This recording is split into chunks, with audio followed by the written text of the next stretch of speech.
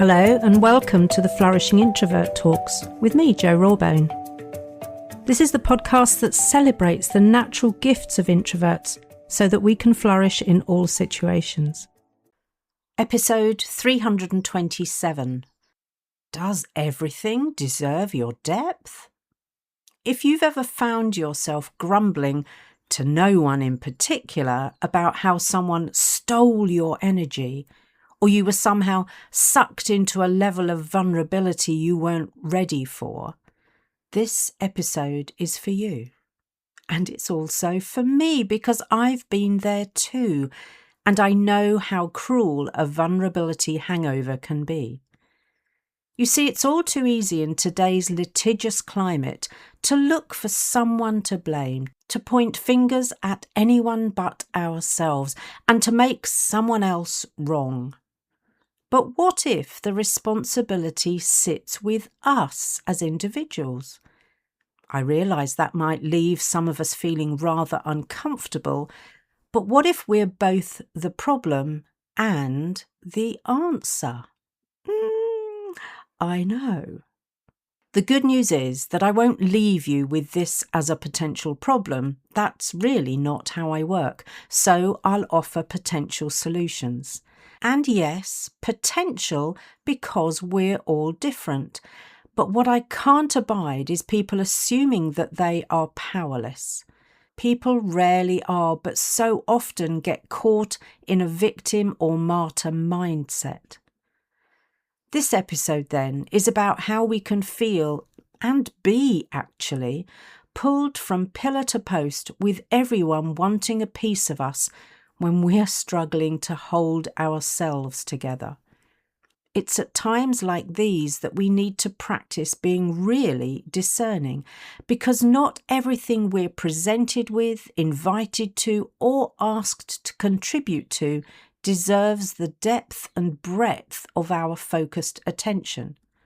Now, discerning is a phrase I use often, but today I'm also going to unpack what I mean by it in this context. At its most basic, our being discerning is like an energy sum game, energy economics if you like, and most of us as introverts are masters at that subject, usually learned the hard way. But at its most complex, being discerning is genuinely a survival thing. If I'm not giving the right things the right amount of focused attention and energy according to my rules, burnout is on the horizon with all of the pain, trouble and despondency that causes. Some, and I'm talking about some dear to me and mine, reached such depths of despair and helplessness that the only way out they could see was to make a way out. I don't want people to feel that that is their only option, and what I'm talking about in this episode may well help. Throughout history, there have always been things vying for our attention, but never more so than right now, with our so-called smart gadgets getting us caught in the addiction of scrolling. So many TV channels, there were 2 when I was a child, and now we have the additional interference as we're bombarded with fake AI-generated images and stories. I have found it exhausting and ridiculously time-consuming to have to fact-check everything I'm seeing so I'm not taken in. The first time I realised that I'd been hooked by some cunning, unscrupulous individuals, I knew things had to change, initially in ways that don't align with who I am. You see, I'm a naturally trusting person. Some might say a marketeer's dream, which comes from my own value set. Because I would never deceive someone about who I am, what I do, or the results that I've achieved, I prefer to give others the benefit of the doubt. I've struggled all my life to understand why anyone would set out to deceive. Let me give you a current world example of this in action. It might feel like a bit of a detour from the topic, but I assure you it's relevant.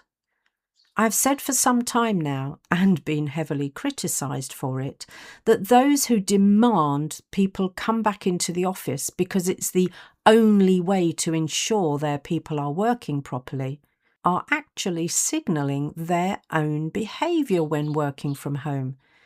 They're not looking at the output, the productivity or the well-being stats.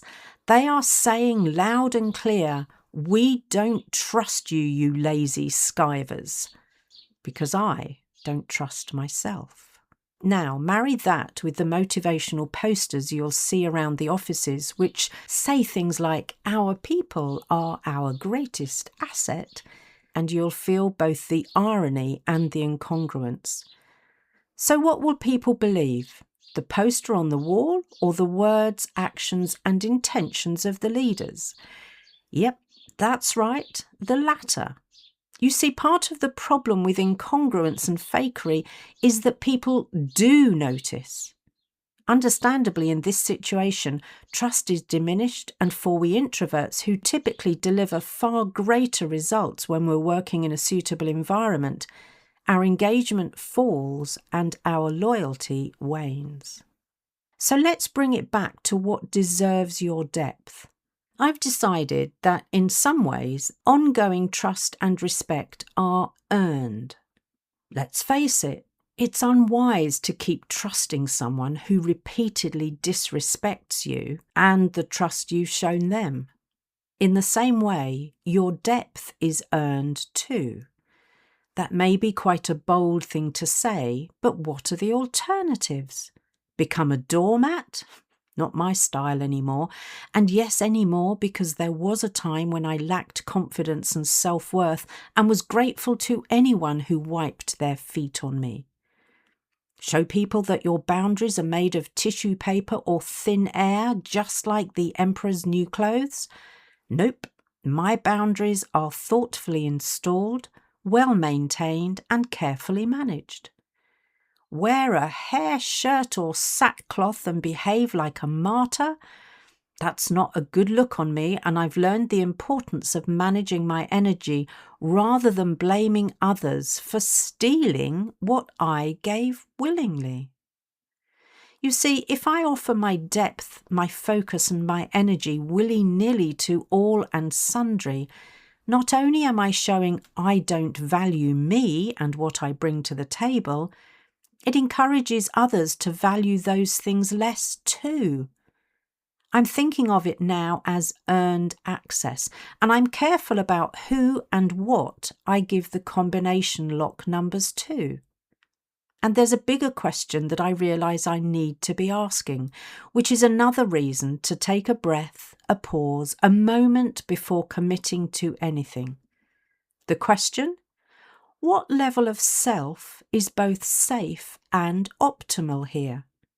Because this is what being discerning in this context really means.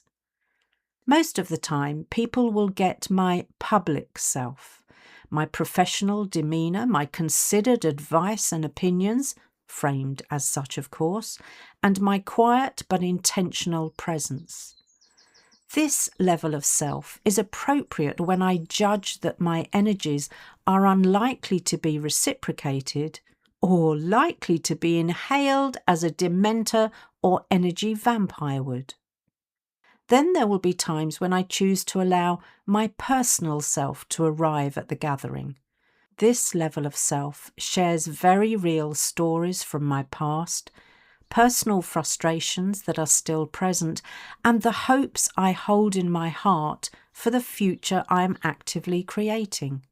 People will feel they're getting to know the real me when they meet this personal self, the me beyond the niceties, where they also experience my empathy, compassion and wisdom.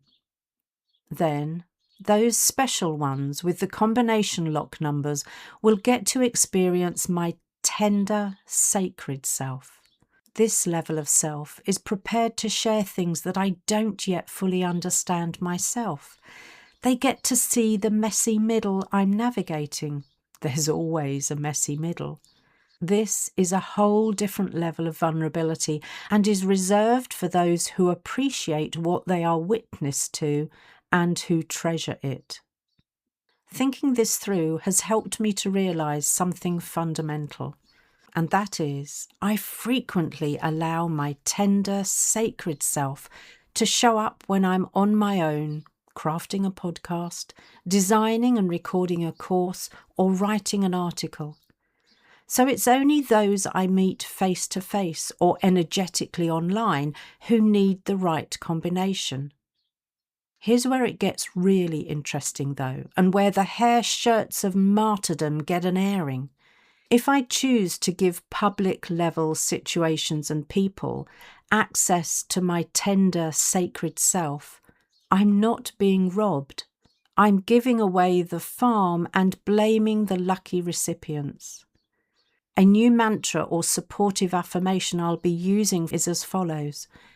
I don't need to allow everyone full access to me to be and feel fully myself.